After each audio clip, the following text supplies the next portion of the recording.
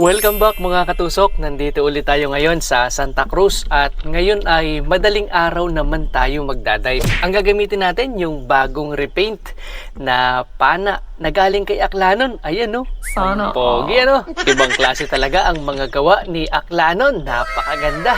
At pagkatapos naming magbiyahe ng may kalahating oras sa motor, eto, napalaban tayo ng konting lakad dahil medyo maputik. At medyo nagulat nga ako ng konti dahil pagdating namin dito sa spot, bayad. oh no! Ayan o, di ba? Buti na lang walang bantay. Ano, kanina pa kayo?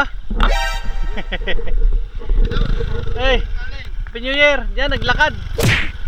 Iwanan niyo ako ay.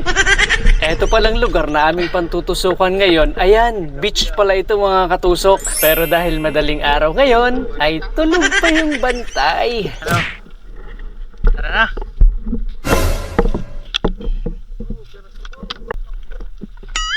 Nako, mukhang napakalamig ng tubig. Napatakbo pa balik yung ating kasama. Kain na lang tayo ng kape.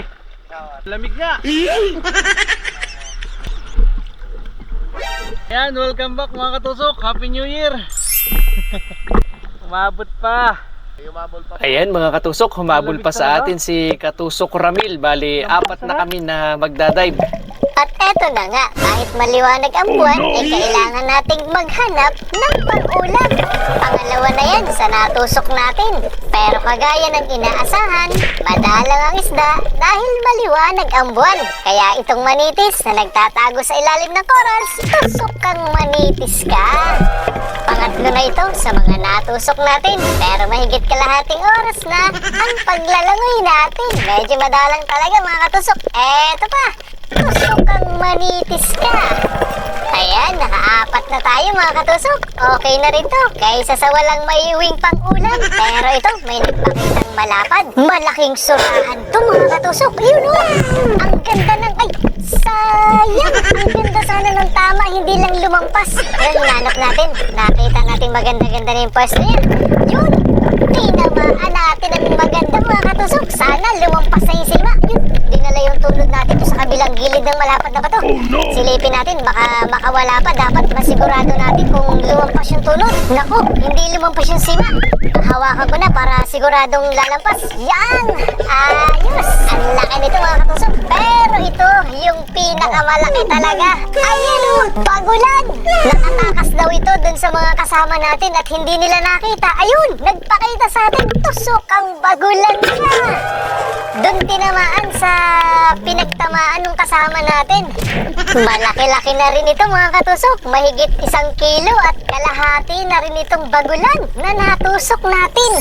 Sorry na lang dun sa kasama natin na naalpasan, pero buti na lang at nakita natin. Kung hindi, sayang naman. Katulad nito mga katusok, nakakita siya ng dalawa. Nahuli niya yung pinakamalaki, pero itong isa, yun, hindi kinaya nung pana niya. Nakaalpas, hinabol natin, pero ay, wala na.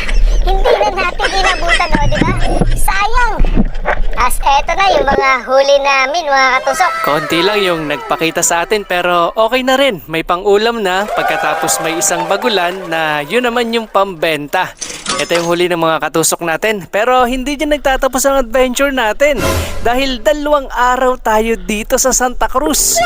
At mamayang gabi, dadalhin daw tayo ni Katusok Alvin sa lugar na hindi pa rin natin napupuntahan. Kasunod na yon sa video na ito mga katusok. Ayan, inumaga na kami mga katusok. Ayos naman at nakabagulan. Maputi kaya naglalakad tayo. Oh no! Tayo sasakay sa pagtawid sa putikan. Eto nga pala yung dinaanan natin kaninang madaling araw. O diba? Grabe ang putik no? At eto na yung pangalawang dive natin mga katusok. Kasama natin si Ka Felix. Hindi nagdadive si Ka Felix, siya ay nangingilaw lang at naglalambat. Hindi tayo sigurado kung maraming isda sa lugar na to, pero gusto ko lang matry, gusto kong makita yung spot at kung anong meron sa lugar na ito. Nakabagulo na? 3 kilo yun. Ayan, dive na tayo, may nakabagulo na. Time check natin mga katusok, 6:10. Welcome back sa ikalawang gabi ng ating pantutusok. Medyo maputik, mabato, at maraming lusay sa lugar na to pero may pang-ulam. Tusok kang danggit ka. Kaya asahan natin na mabilis lumabo sa spot na ito. Pero ang nakakatuwa, maraming isda. Mamimili ka nga lang dahil karamihan ay maliliit pa. Pero pwede nang pambislan. Ayan, nakasamaral na tayo. Bali, dalawa na yung natusok natin. Eto pa, may team. Tusok ang itiman ka.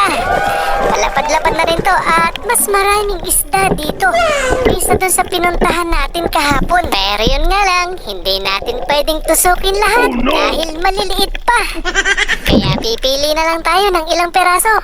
Katulad nito, tusok ang kanuping ka. Sa una-unahan nga pala natin mga katusok ay mayroong dalawang lambat. Kaya hindi tayo pwedeng lumapit doon at baka magalitan tayo. Yun, danggit, tusok ang danggit ka.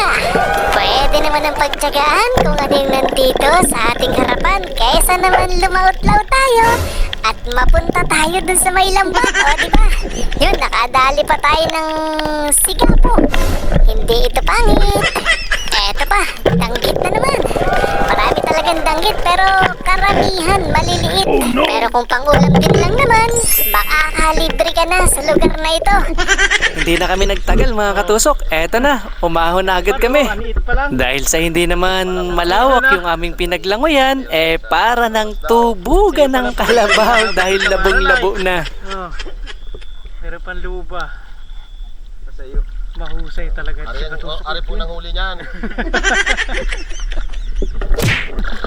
Oh.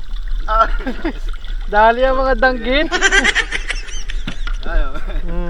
Huli ang palata. Panghuling pana, palata. Haba pa ka? Pang tawid ko na. Meron pa akong buktit. Walang kasag. Ikusit. Buktit. Ay, malubo pa eh. Sabi ka na. Nadali mo pala mga kasag oh. Ay, bawal yan, babae. Ha? Babae, bawal yan. Bakla yun, nice ha? Bakla yan.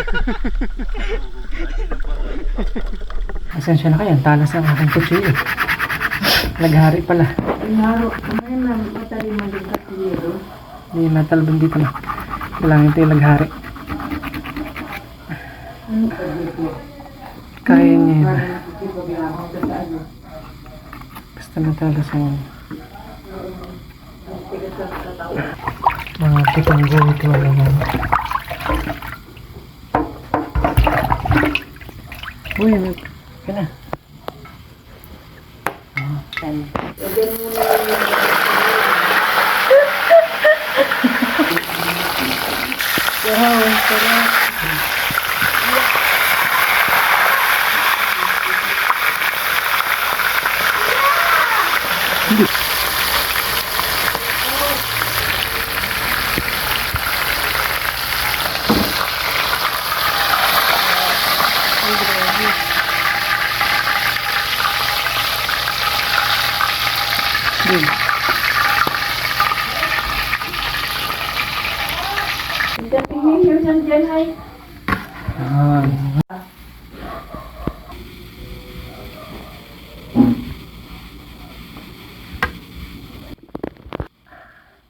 Thank you for watching po mga katusok. Ingat po kayo palagi.